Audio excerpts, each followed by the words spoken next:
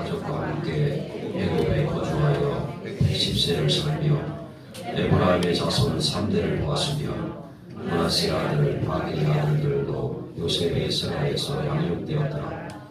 요셉이 그의 형제들에게 이르되 나는 죽을 것이나 하나님이 당신들을 돌보시고 당신들을 이 땅에서 인도하여 내사 아브라함과 이삭과 야곱에게 맹세하신 땅에 이르게 하시리라 하고 요셉이 또 이스라엘 자손에게 맹세시켜 이르기를 하나님이 반드시 당신들을 돌보시리니 당신들을 여기서 내 해골을 메고 올라가겠다 하였더라.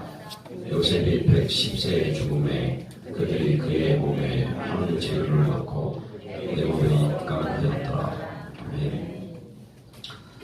오늘 말씀 제목은 요셉의 죽음입니다. 오늘 본문에는 요셉의 죽음이 나옵니다. 영원한 하늘나라를 소망하다가 열조가 있는 곳으로 조상들이 있는 곳으로 돌아가는 죽는 그런 장면이 나옵니다. 요셉이 죽으면서 남긴 결론이 이런 무엇이라고 생각을 하십니까?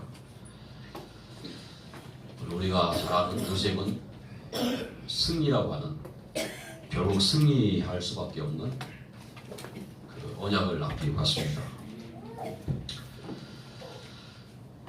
또 요셉은 죽으면서 하나님께서 앞으로 우리 후손들을 애굽 땅에서 가나안 땅으로 인도해 가실 것이다. 그런 말을 합니다. 그리고 그때 가나안 땅으로 다시 들어갈 때 내 해골을, 내 유골을 가지고 가서 가나안 땅에 묻어달라고 이렇게 부탁을 합니다. 성경에 아브라함도 그랬고 또 이삭도 그랬고 야곱도 그랬고 오늘 본문의 요셉도 이 사람들의 특징이 가나안 땅에 집착이라는 표현은 그렇고 가나안 땅에 집중을 했어요. 야곱도 그랬죠. 나를 애굽 땅에다가 묻지 말고 가나안 땅에 묻어달라고 그랬어요. 가나안 땅은 바로 그 구원주 예수 그리스도가 오실 땅이기 때문에 나를 그 땅에 묻어달라는 겁니다. 또 이들의 신앙은 앞으로 오실 메시아를 대망하는 신앙이었어요. 메시아를 이 땅에 살면서 대망한 만큼 죽어서도 그 땅에 묻히기를 간절히 소원했습니다. 참 요셉의 신앙은 결국 그 죽음을 통해서 진짜 중요한 한 가지를 남기고 갔습니다. 복음을 남기고 갔습니다. 지난주에 우리 교단의 목사님 한 분이 지병으로 돌아가셨습니다. 아직 돌아가실 나이가 아닌데 돌아가셨습니다. 작년에 우리 집중 신앙을 할 때 저희 교회 오셔서 강의하셨던 자기는 숨을 깊이 쉴 수 없다고 폐에 문제가 있어가지고 이렇게 하시다가 5월 5일날 마지막 설교하시고 그리고 병원생을 잠깐 하시다가 지난주에 돌아가셨어요. 네, 목사님들만 모이는 카톡방이 있어요. 한 1000명 이상 이렇게 거기 들어와 있는데 많은 목사님들이 댓글을 올리더라고요. 조의를 표하는 그 중에 가장 많은 글이 뭐였냐면 천국 입성을 축하한다는 내용이었어요. 그리고 이 소천하신 목사님이 오직 한 가지 때문에 전도와 선교를 위해서 그 열정을 가지고 여기 사셨어요. 그거에 감사하다는 내용이었고 또 하나는 이 목사님이 담당한 선교 현장이 미얀마 현장이었어요. 선교를 위해서 그동안 수고를 많이 했는데 그 목사님을 통해서 세워진 그런 많은 제자들이 지금 현장 곳곳에서 생명운동을 일으키고 있음을 감사한다는 그런 내용이었습니다. 그런 그들을 보면서 저는 그분을 잘은 몰라요. 그냥 인사만 할 정도고 탄자니아 갔다가 거기서 그 현장에서 처음 만났던 분이고요. 이분이 전도자로 살다가 가셨구나 이걸 확인하는 그런 내용들이었습니다. 우리는 잠시 살다 갑니다. 한 200년 사는 것도 아니고 한 150년 사는 사람이 있을 수 있을런지 모르겠지만 극히 드물고 많이 살아야 100세, 지금은 보통 90세. 앞으로 제 나이, 제 시대 때 되면 100세 이상도 살 수 있겠죠. 근데 짧아요. 근데 우리가 앞으로 갈 나라는 영원한 세계입니다. 임종을 지켜봤던 목사님 한 분이 그런 글을 올렸어요. 목사님 마지막에 돌아가실 때 웃으면서 돌아가시대요. 그 얘기를 이렇게 글을 보면서 성도의 죽음은 영광스러운 죽음이구나. 영원한 세계로 가는 새로운 세계로 이사가는 죽음이구나. 다시 한번 이렇게 확인하는 그런 시간이었습니다. 우리는 이런 죽음을 보면서 무엇을 보아야 되겠습니까?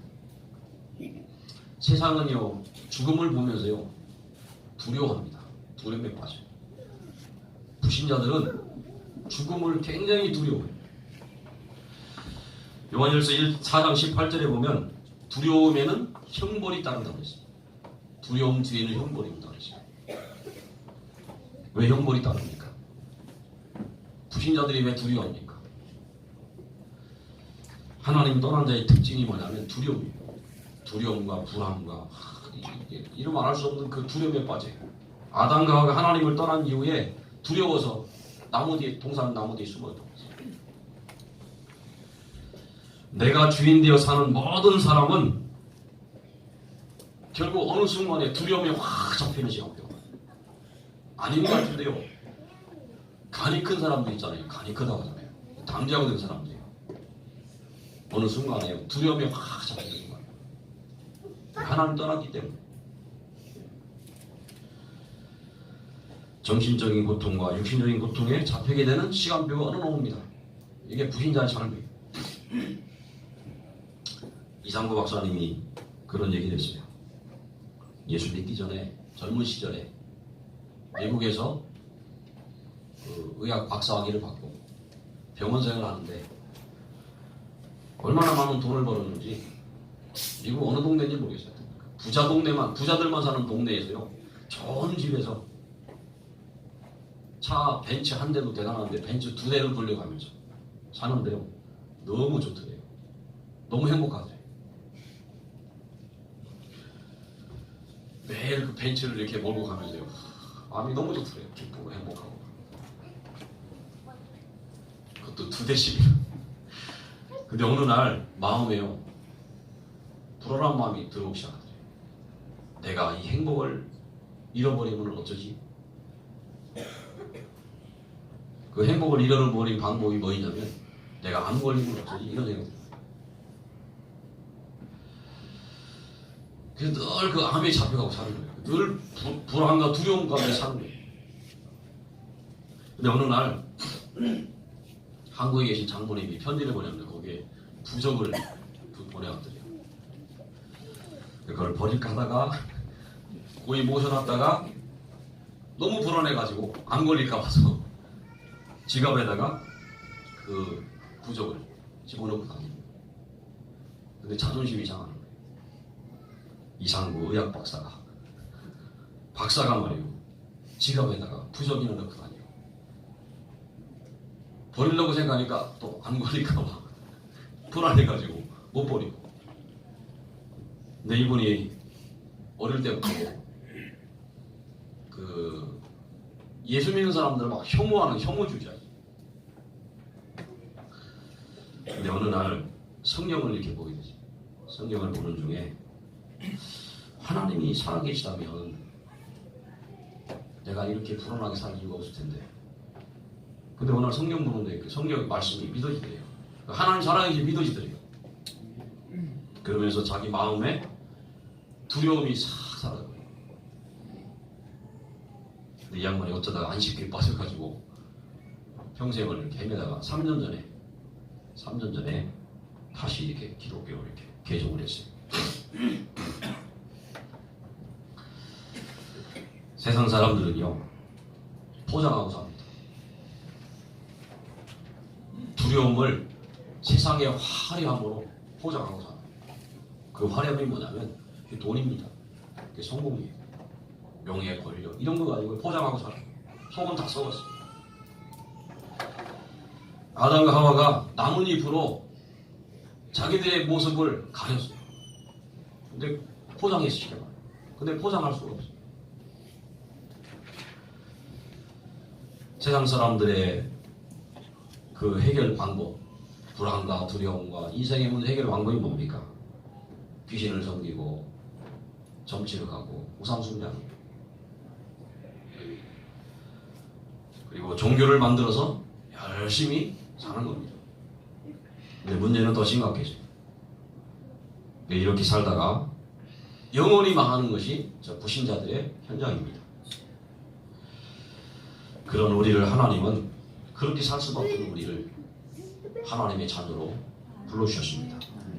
예수님 통해서 우리를 구원해 주셨습니다. 우리가 감사한 일이죠.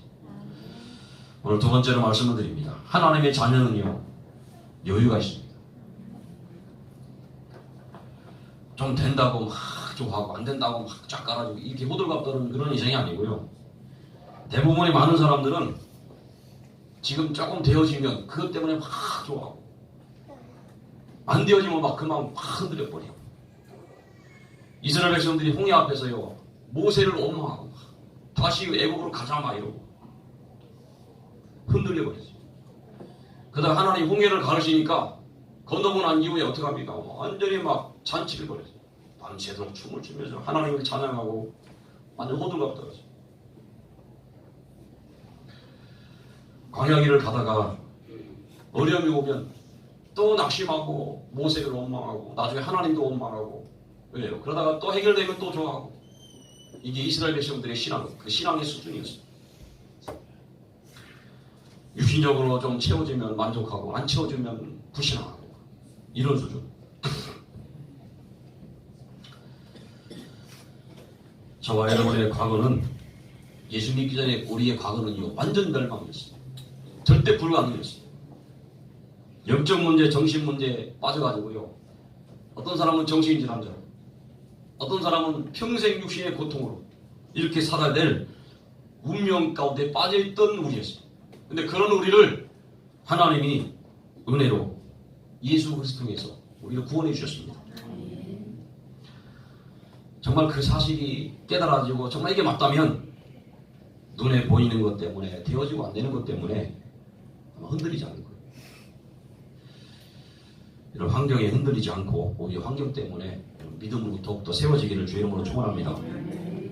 이스라엘 백성들이요 하나님의 언약을 계획을 확실하게 붙잡았다면 흔들리지 않았을 거예요. 가나안 땅 들어가는 거 하나님 계획입니다. 문제 있어도 들어가게 돼 있어요. 어려움이 있어도 들어가게 돼 있습니다. 어떤 상황 가운데 빠져도 결국은 가나안 땅은 들어가게 돼 있어요. 하나님 계획이니까. 그걸 언약으로 확실하게 붙잡았다면 이스라엘 백성들은 흔들리지 않았습니다. 저와 여러분 하나님 자녀입니다. 구원받았어요. 우리 천국 들어가게 돼 있어요. 완전히 멸망 가운데 있다가 우리 하나님 은혜로 구원받았어요. 이 사실을 정말 우리가 깨닫고 안다면 이 땅에 살면서 문제 때문에 흔들릴 이유가 없는 줄로 믿습니다. 그래서 하나님의 자녀는 진짜 하나님 자녀는요, 복음계가 하나님 자녀는 여유가 있어요. 제 과거를 돌아보면 지금도 뭐 그렇지만 응답 좀 되면 좋아가지고 막 활짝활짝 뛰고요. 응답 없고 문제가 오면 막 낙심하고 막 이랬어요. 하루에도 12번씩 막 낙심하고 좌절하고. 근데 지금은 조금 바뀐 것 같아요. 조금, 많이는 아니고 아주 조금. 문제 때문에 흔들리지 않는 그런 신앙으로 하나님이 세워주신 것 같아요. 장담은 할 수 없어요. 전 인간이니까. 우리는 정말 멸망할 수밖에 없는, 어려움당할 수밖에 없는 현장에서 여유를 가지고 살 수 있는 신분인 줄로 믿습니다. 이유가 뭡니까? 우리는 복음 안에 있기 때문입니다. 사방으로 오겨싸움을 당해도 우리는 괜찮은 상태에 있습니다. 우리 사방에 우리를 무너뜨리려고 하는 그런 것들이 너무 많다 할지라도 우리는 상관없는 하나님의 자녀입니다. 아무도 이 복음을 무너뜨리고 우리를 해할 자가 없는 상태, 우리 영적인 상태가 그래요. 방주 안에 있는 것과 같은 상태입니다. 방주 안에 있는 노아의 가족은 문제가 있어도 상관없었어요. 그러니까 그런 상태에 빠져있어요. 그리고 복음이 저와 여러분 안에 있기 때문에 그렇습니다. 이걸 생명이라고 해요. 예수가 내 안에 계신 걸 생명이라고 해요. 불신자들은 그 속에 예수 생명이 없어요. 사단이 그 영을, 그들의 인생을 주관해요. 저 여러분의 죄가 양털처럼 흰돌처럼 깨끗이 치유된 저와 여러분 속에 주님이 성령으로 함께 하시는 줄로 믿습니다. 이걸 구원이라고. 마귀가 자리했던 우리 안에, 저와 여러분 속에 창조주 하나님이 함께 하십니다. 우리가 과거에요, 불신앙에 쩔어 있었어요. 하나님을 믿을 수 없는 그런 불신앙에 확 쩔어 있었어요. 근데 그런 우리의 불신앙을 하나님이 복음의 능력으로 우리를 치유해주시고, 그리고 우리 속에 성령을 오셔서 영원히 함께 하십니다. 복음 대신, 생명 대신 그분이 저와 여러분을 떠나지 아니하시고 우리와 함께 하신다고 약속했습니다. 결론적으로 말하면 저와 여러분은 하나님의 자녀이기 때문에 그렇습니다. 우리가요, 하나님을 아버지라고 부를 수 있어요. 아빠라고 부를 수도 있고 아버지라고 부를 수 있어요. 여러분, 하나님을 아버지라고 부를 때 느낌이 어떻습니까? 감사하더라고요. 만물을 창조하신 그 높으신 하나님을, 구약에는 하나님을 이름을 부를 수가 없어요. 하나님이란 단어를 쓸 수가 없어요. 다른 단어를 썼어요. 아도나이, 주님이라는 뜻을 쓰기도 하고, 엘로힘이라고 쓰기도 하고. 근데 우리가 그 하나님을 향하여 아버지라고 부를 수 있어요.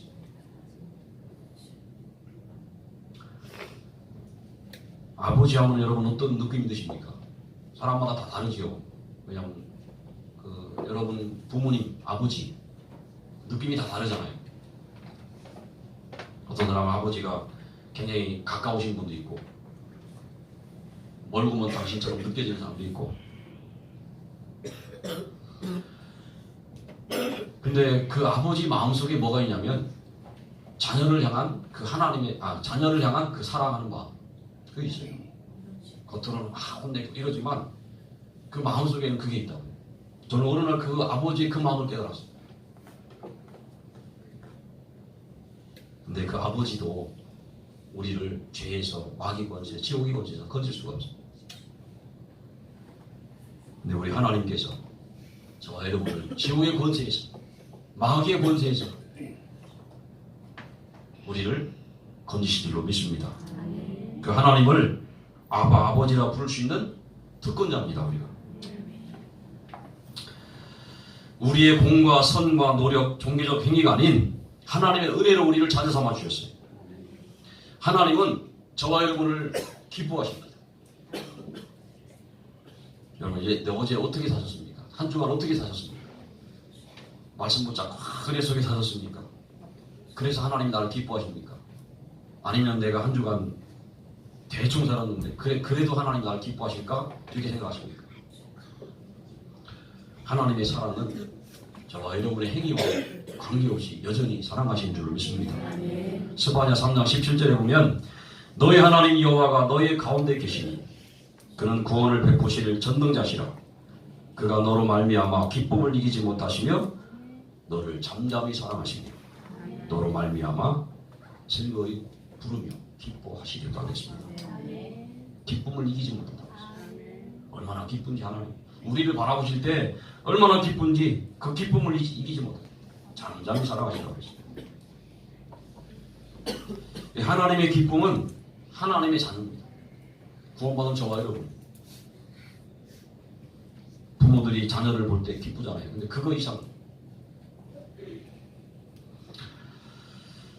오늘 세 번째로 말씀을 드립니다. 전도자는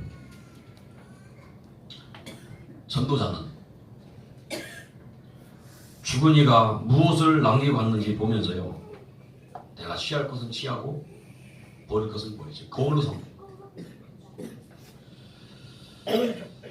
나는 그런 죽음을 보면서 무엇을 남기고 갈 것인지 나를 돌아보게 됩니다. 저는 그 하계소 목사님 그 소식을 듣고 그 내용들 쭉 보면서 부끄러운 생각들 들어요. 저분이 복음과 전도와 선교를 저렇게 헌신하다 가셨는데 나를 돌아보니까 참 부끄럽더라고요. 그래서 제가 결단한 게 있어요. 내가 정말로 매일매일 복음과 말씀에 거기에 내가 묻혀 살아야 되겠다. 이런 결단을 했어요. 마음에 그런 결단이 되더라니까요. 그리고 전도자는 결단으로 끝나지 않고 실천하게 돼요. 여러분, 바울의 원래 이름이 사울 아닙니까? 예수 믿기 전에 바울의 이름이 사울이었습니다. 어느 날 사울이요, 살기가 등등해가지고 스데반은 죽어 마땅한 존재라고 증인으로 섰어요. 그때 스데반 집사님은요, 성령이 충만해가지고요, 영혼이 열렸는데 하늘 보좌 우편에서 또 서서 자기를 바라보시는 주님이 서 계신 걸 봤어요. 그러면서 말했어요. 주님이 저 하늘 보좌에 서서 계신다. 그 소리를 듣고요, 그 유대인들이 열받아가지고요, 돌을 던집니다. 그때 스데반이 돌에 맞아서 죽은 거잖아요. 스데반 집사님이 말합니다. 내 영혼을 받으시옵소서 그래요. 그리고 저들의 죄를 저들에게 돌리지 마옵소서 기도합니다. 근데요, 사울이 그 장면을 볼 때 이해가 안 되는 거예요. 이해가 안 되는 말을 짓거리고 이해가 안 되는 소리를 자꾸 쌓고 이상한 소리를 하는 거예요. 근데 그런 스데반을 보면서, 그 죽음을 보면서 사울은 마땅히 당연히 여겼다고 했어요. 당연히 죽어야 되는 존재. 근데요, 한편으로는 그런 생각이 들어요. 사울의 마음은 혼란했을 것이다. 혹시 저 사람이 믿는, 스데반이 믿는 예수가 구약에 예언한 진짜 메시아라면 나는 뭐냐? 어찌 돌에 맞아 죽어가면서도 저렇게 천사의 얼굴처럼 웃으면서 갈 수 있냐? 그 얼마 안 있어가지고요, 다메섹이라는 길을 가다가 빛으로 찾아오신 주님을 만나요. 사울아, 사울아, 네가 어찌하여 나를 핍박하느냐? 주여 누구십니까? 나는 네가 핍박하는 예수다 그랬어요. 그 한마디 말이요, 사울이요, 그 궁금증이 확 풀려버렸어요. 네가 핍박하는 예수다. 구약에 예언한 그 메시아가 자기가 핍박하던 예수님이라는 걸 깨달았습니다. 그 예수님이 그리스도라는 것을 깨닫게 됐습니다. 알게 됐습니다. 그리고 자기 앞에서 죽어간 스데반 집사님이요, 바로 지금 나에게 찾아오신 예수님이신 그리스도를 증거하다가 숭배한 것임을 깨닫게 된 거예요. 이 전도자 스데반 집사님의 죽음은요, 영적인 큰 파장을 일으켰습니다. 복음이 확산되는 기회가 됐습니다. 스데반에 인해서, 그 환란으로 인해서 흩어진 많은 사람들이 이방인에게까지 복음을 전합니다. 그리고요, 무엇보다 중요한 사울이 주님을 만나는 시간표가 됩니다. 전도자가 세워지는 시간표가 됐습니다. 여러분 한 사람의 헌신, 수고, 인내, 희생이요 이런 파장을 일으키는 줄로 믿으시기 바랍니다. 복음 때문에 한 작은 헌신이라도요 그 헌신이 그냥 지나가는 법이 없어요. 성경은 물 한 그릇도 그랬어요. 물 한 그릇도. 내가 복음을 위해서 교회에 와서 헌신하고 수고하고 청소하고 이런 작은 일들인데 이게요 결국은 복음의 파장을 입히게 됩니다. 꼭 나가서 현장 나가 복음만 전해야 되는 아닙니다. 그렇잖아요.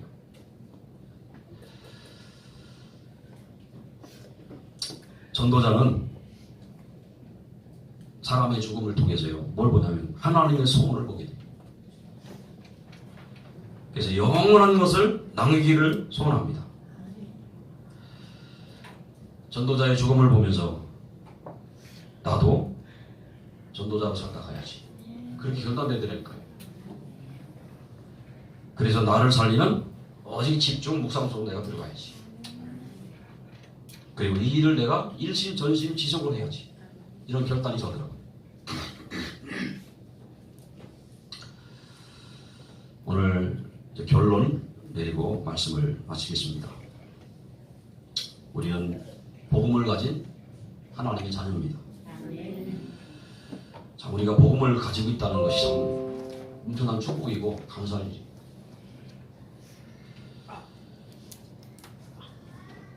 제가 만약에 복음 없이 그냥 율법적인 신앙생활을 했더라면 많은 사람을 막 힘들게 하고 계속 정지하고 지난주에 기도처 영상에서 유 목사님, 유광수 목사님 그런 말씀하시더라고요. 유 목사님은 아주 그냥 칼 같은 분이에요. 정확한 분이에요. 우리 같으면 저 모텔이나 호텔 같은 데 이렇게 하룻밤 자고 나올 때 일부러라도 청소하는 분들을 위해서 지원을 해서 나오거든요. 이 목사님은요 처음에 들어왔을 때 그대로 그 모습 그대로 하는 거예요. 대단하시는 거예요. 근데 어느 날 딸방을 보니까 딸방이 여러분 시험을 하더래요. 아들 방을 열어봤더니 쓰레기 사모님 방 열어봤더니 고물상이더래요. 근데 그런 양반이요 복음 모르면 어떻게 해줍니까? 이해할 수가 없는 거예요. 자기 기준 가지고 판단하고 정리하고 잔소리하고 사람 다 죽이는 거지요. 네, 그런 분이 복음 깨닫고 은혜 받고 보니까 내 기준이 아니고 복음의 눈으로 보니까 다 이해가 됩니다. 하나님은 내 기준 가지고 살 수밖에 없고 내 육신대로 살 수밖에 없는 육신을 따라 살 수밖에 없는 저와 여러분에게 완전한 복음, 영원한 기준 되시는 이 복음을 주셨습니다. 이 복음을 깨달아갈수록 자꾸 내 삶에 적용이 되더라고요. 적용. 복음은 그냥 은혜 받는 차원을 끝나면 안 되고 내 삶에 적용을 시켜요.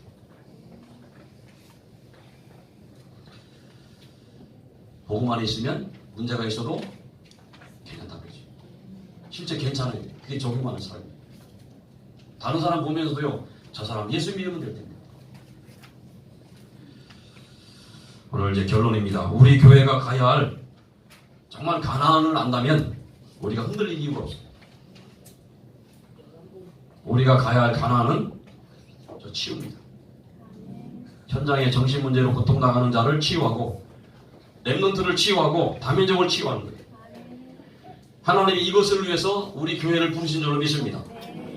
이 일을 하는데 방해되는 요단강 하나님이 가르시고 이 일에 방해되는 여리고성 하나님이 무너뜨릴 겁니다. 근데 결국 하나님의 목적이 뭐냐면요, 이 복음이 전달되는 거예요. 치유하고 렘넌트를 치유하고 다민족을 치유하는 그런 차원으로 끝나는 게 아니고 그거 보고 막 기뻐하고 팔짝팔짝 뛸 거 없어요. 그것으로 끝나는 게 아니에요. 우리는 복음운동을 남기고 가야 할 그런 전도자입니다. 현장에 막 치유도 일어나고 역사 일어나는데 복음을 안 남기면 아무 소용 없잖아요. 이스라엘 백성들이 가나안을 정복하고도요 그 이유를 놓쳐버렸어요. 가나안 땅에 들어가야 될 이유가 뭡니까? 그 땅에서 오직 메시아를 바라보면서 힘 얻어가지고 그 주변을 살리라는 거예요. 근데 그 사명을 잃어버렸어요. 그들은 그 사명을 놓쳐버리니까 하나님이 이스라엘 백성을 흩어버렸어요. 전쟁을 통해서 포로되게 하고 포로를 막 전 세계로 흩어버렸어요. 지금도 유대인들이 전 세계에 흩어져 있잖아요. 한때는 1900년이라는 기간 동안 나라를 잃어버리고 전 세계에 흩어져 살았어요.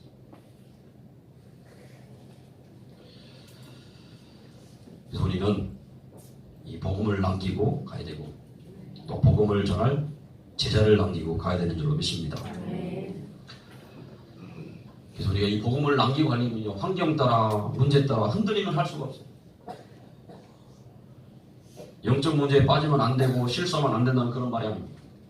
그랬을지라도 낙심하거나 불신앙에 빠지지 말라는 말입니다.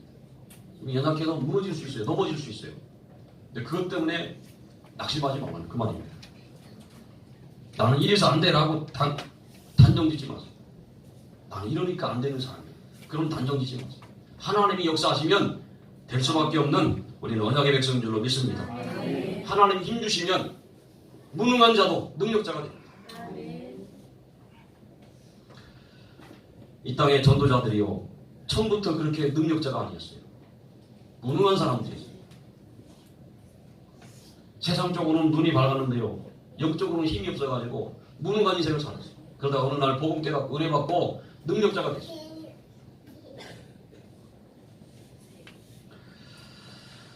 우리는 안 될 수밖에 없는 그런 연약함 그것 때문에 우리는 자격이 있는 줄로 믿으시기 바랍니다. 그러니까 자격이 있는 거예요. 우리는 그런 사람 살려야 돼요. 현장에 무너진 사람, 연약한 사람들, 망한 사람들 살려야 되니까 우리같이 연약한 사람들이 자격이 있는 거예요. 뿌리 깊은 나무는요 바람이 불어도 흔들리지 아니합니다. 그 바람에 가지가 부러질 수 있어요. 괜찮아요. 그래도 문제로 인하여 그리스도 안에 깊은 뿌리를 내릴 수 있는 기회입니다. 나무는요 바람이 불면 불수록 뿌리를 자꾸 내려요. 더 깊이 내려요. 그래야 이 제자의 열매를 맺을 수가 있어요. 나무가 뿌리를 깊이 내려야 열매를 맺게 되죠. 뿌리가 얕으면 열매 못 맺어요. 오늘 요셉의 죽음입니다. 요셉은 승리라는 단어를 남기기도 했지만 가장 중요한 복음을 남기고 왔습니다. 한 주간도 다른 거 아니고 오직 복음이 남는 그런 한 주간의 인생이 되시길 바라고요. 또 복음을 남기는 한 주간 되기를 주의 이름으로 축원합니다. 기도하겠습니다. 하나님 아버지, 우리에게 복음 안에서 참 생명을 주신 주님 감사합니다. 우리에게 나아갈 방향을 주셨는데 현장을 치유하고 렘넌트를 세우며 단문직을 살리는 귀한 사명을 우리에게 허락하셨습니다. 무엇보다 중요한 이 사역을 통하여 현장에 복음을 남기고 또 복음 전할 제자를 세우는 남기는 저 임마누엘 교회가 될 수 있도록 하나님께서 축복해 주옵소서. 살아계신 예수 이름으로 기도합니다.